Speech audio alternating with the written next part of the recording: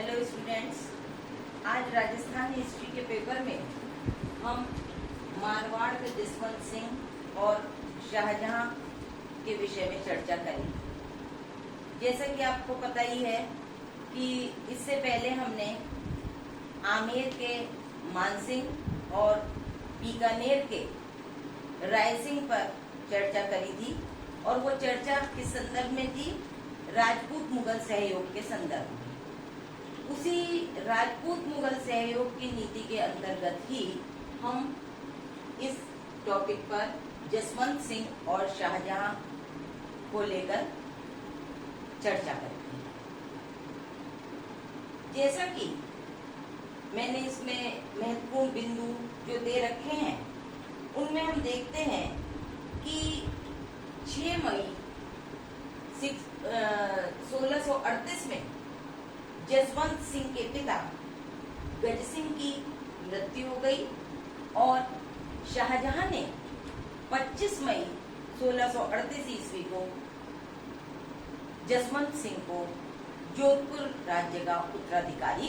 घोषित कर दिया। उत्तराधिकारी घोषित करने के साथ ही उसने जसवंत सिंह को 4000 का मनसब और प्रदान करते हुए 4000 जाट और 4000 सवार का मनसब प्रदान किया। साथ ही साथ उसने मानसिंह को राजा की पदवी भी प्रदान की। जसवंत सिंह जो थे वो गज सिंह का ज्येष्ठ पुत्र नहीं था, उनके ज्येष्ठ पुत्र अमर सिंह थे। अतः अमर सिंह को भी शाहजहां ने 3000 जाट व 3000 सवार का मनसब दिया और साथ ही उन्हें नागौर की जागीर भी प्रदान की। शाहजहां जसवंत सिंह की स्वामी भक्ति और कार्यकुशलता से परिचित था और जिस समय इनका राज्याभिषेक हुआ उस समय इनकी आयु केवल 12 वर्ष की थी। अतः शाहजहां ने जोधपुर राज्य का जो प्रधान था वो आसोक के ठाकुर राज सिंह कुपावत को बनाया और जिनके संरक्षण में एक तरह से ये बड़े हुए और धीरे धीरे लेकिन प्रारंभ से ही जसवंत सिंह जो थे वो जब शाहजहां सैन्य अभियानों में जाता था तो उसके साथ जाते थे और उन्हें पूर्ण सहयोग प्रदान करते थे। 30 अप्रैल 1640 को स्थानीय परंपरा के अनुसार जसवंत सिंह का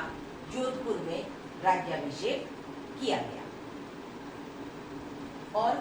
ये जो समय था 1640 का, इस समय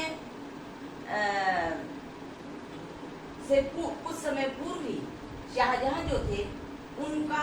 उनके शासनकाल का जो उन्होंने वार्षिक वर्षगांठ मना रहे थे उसमें उन्हें इनके जाट और सवार के मनसब को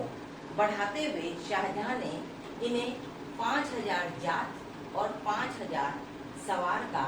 मनसब प्रदान कर। तो दिन प्रतिदिन की 1638 में 4000 जाट का मनसब मिला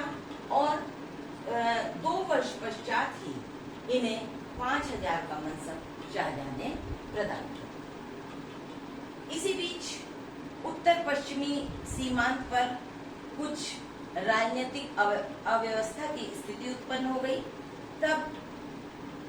शाहजहां ने लाहौर के रास्ते आगे कंधार जाने की योजना बनाई। तब वो जसवंत सिंह को भी अपने साथ ले गए।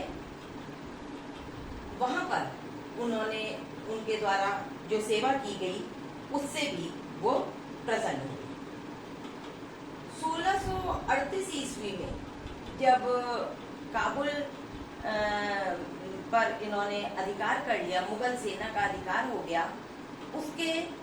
4 वर्ष पश्चात 1642 ईस्वी में एक बार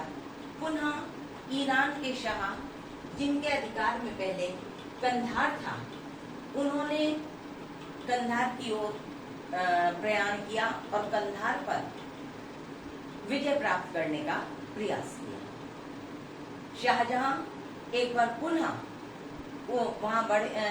दारा शिकोह के नेतृत्व में उन्होंने सेना भेजी और साथ में जसवंत सिंह को भी भेजा, लेकिन कुछ समय पश्चात ही ईरान के शाह की मृत्यु हो गई और जो मुगल सेना थी वो भी वापस लौट आई। जसवंत सिंह ने लेकिन इस अभियान में अपनी सैन्य कुशलता का परिचय दिया। तत्पश्चात जसवंत सिंह 2 वर्ष के लिए जोधपुर आ गए और 2 वर्ष लगभग उन्होंने जोधपुर में व्यतीत किए, लेकिन इस बीच में उन्होंने देखा कि जोधपुर की जो राजनीतिक व्यवस्था है, जो कि प्रारंभ में महेश दास को दी गई थी, वो उसके प्रधान नियुक्त किए गए थे, लेकिन इसी बीच शाहजहां ने उन्हें 2000 जाट और 2000 सवार का मनसब प्रदान कर दिया था, साथ ही जालौर की जागीर भी दे दी थी। तब जसवंत सिंह ने उनके स्थान पर गोपाल दास को जोधपुर का उत्तरदायित्व संभाला दिया और उनके नेतृत्व में जसवंत सिंह के नेतृत्व में उन्होंने भेरों का दमन किया और जोधपुर में शांति और व्यवस्था को स्थापित किया। इस प्रकार हम देखते हैं कि जोधपुर शाही सेना के भी पूर्ण संपर्क में रहे और बीच बीच में वो जोधपुर जाते रहे। तत्पश्चात 1645 ईस्वी में शाहजहां जो थे वो कश्मीर भ्रमण के लिए गए और अपनी अनुपस्थिति में उन्होंने आगरा की सुरक्षा का भार अपने एक विश्वसनीय व्यक्ति को दिया, लेकिन वो क्योंकि उस समय आगरा में मौजूद नहीं थे, इसलिए जसवंत सिंह को बुलाकर शाहजहां ने उन्हें राजधानी की सुरक्षा का दायित्व दिया और राजधानी की सुरक्षा के दायित्व को जब दिया गया तो एक तरह से देखा जाए तो ये जसवंत सिंह की सेवा का प्रमुख महत्वपूर्ण कार्य था, जिसे जसवंत सिंह ने बहुत अच्छी तरह और कार्यकुशलता पूर्वक निभाया। 25 अक्टूबर 1645 को जसवंत सिंह पुनः शाहजहां की सेवा में लाहौर चले गए और इसी बीच इसी मध्य मतलब 1646 ईस्वी में शाहजहां ने उनके मनसब में और वृद्धि करी। उनका मनसब जो कि 5000 जाट और 5000 सवार का तो था ही, उसमें वृद्धि करते हुए उन्होंने 2000 सवार जो थे उन्हें 2 अस्पा से अस्पा के उसमें पदोन्नति दे दी। ये मुगल समय में राजपूतों के लिए इतना बड़ा मनसब उन्हें दिया जाना, फिर उन्हें क्योंकि जहांगीर और शाहजहां के समय में ये 2 अस्पा और अस्पा का प्रारंभ हो चुका था, तो ये सम्मान देना उनके लिए काफी महत्वपूर्ण था और न केवल ये सम्मान दिया बल्कि हिंडौन का परगना भी जसवंत सिंह को जागीर के रूप में दे दिया। इस बीच एक बार पुनः उत्तर पश्चिमी सीमा पर संकट के बादल मंडराने लगे और शाहजहां ने अपने पुत्र औरंगजेब के नेतृत्व में एक सेना कंधार की तरफ भेजी और जसवंत सिंह को पुनः उनके साथ भेजा। इस समय औरंगजेब जो था वो कंधार को विजित करने में असफल रहा और कुछ समय पश्चात वे वापस भारत लौट गए। फिर जसवंत सिंह जोधपुर चले गए। जब वो जोधपुर पहुंच गए तब उन्हें शाहजहां का संदेश मिला कि सबल सिंह को जैसलमेर की गद्दी पर बैठाने में वो उनका सहयोग करें सैन्य अभियान के माध्यम से। जसवंत सिंह ने इस कार्य को निष्ठा के साथ किया और सबल सिंह को जैसलमेर की गद्दी पर बैठा। इसी प्रकार मध्य 1652 ईस्वी में वो जब जोधपुर गए तो जसवंत सिंह के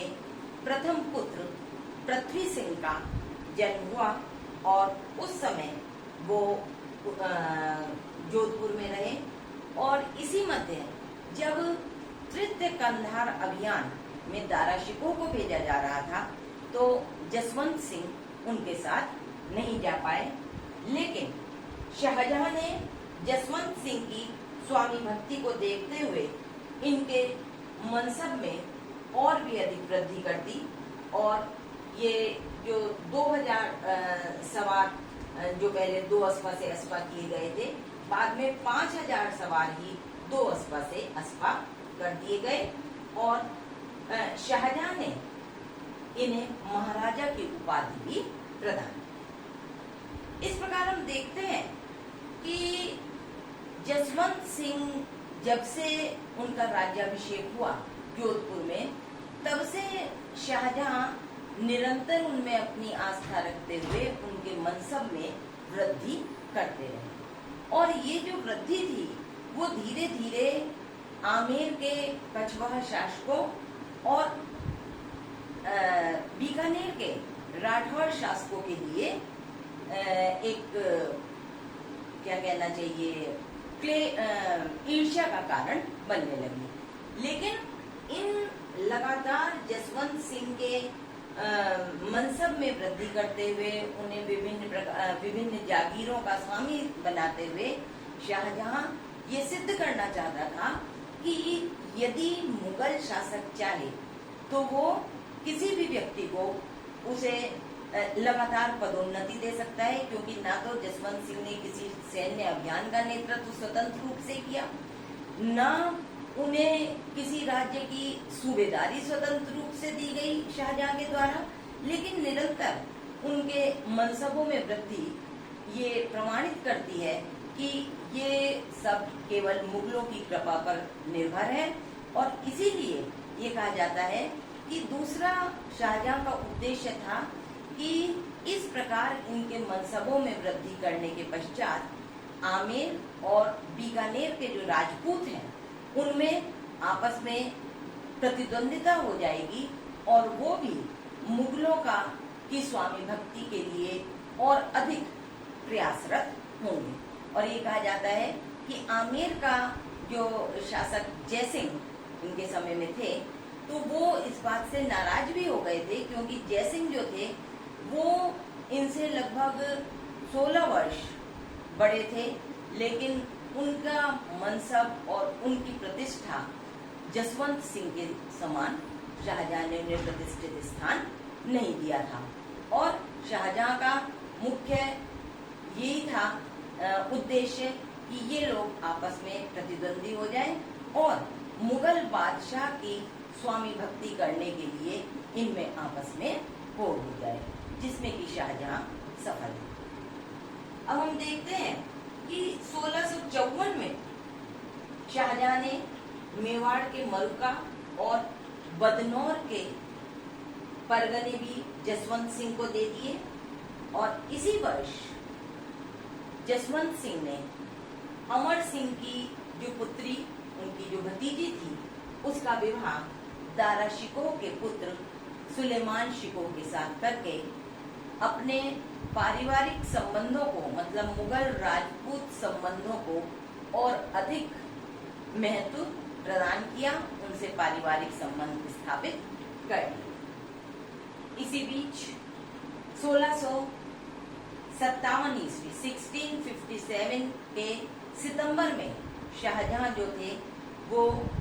अचानक अस्वस्थ रहने लगे और उनके अस्वस्थ होने के समय में उनके जो पुत्र थे, जो 4 पुत्रों में आपस में उत्तराधिकार के लिए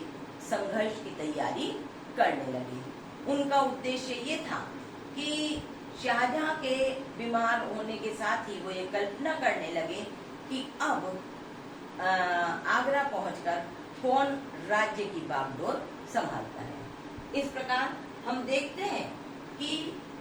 शाहजहां के ऊपर शाहजहां ने जसवंत सिंह के ऊपर निरंतर अपना वरद हस्त बनाए रखा और उनकी मनसबों में, उनके जागीरों में वो लगातार वृद्धि करते रहे और जसवंत सिंह भी शाहजहां के प्रति अपनी स्वामी भक्ति को दर्शाते रहे। अभी जसवंत सिंह के बारे में कि उत्तराधिकार के संघर्ष में उनकी क्या भूमिका रही और अन्य अभियानों में ये हम आगे पढ़ेंगे, लेकिन ये जो चैप्टर था हमारा, ये जो लेक्चर था, ये शाहजहां और जसवंत सिंह के संबंधों, उनके किस प्रकार उन्होंने उन्हें लाभ दिए, इनके बारे में हम चर्चा कर रहे थे। ये यहीं समाप्त होता है, लेकिन मारवाड़ का जसवंत सिंह का अभी जो अन्य लेक्चर हैं वो हम आगे के लेक्चर्स में देखेंगे। Thank you.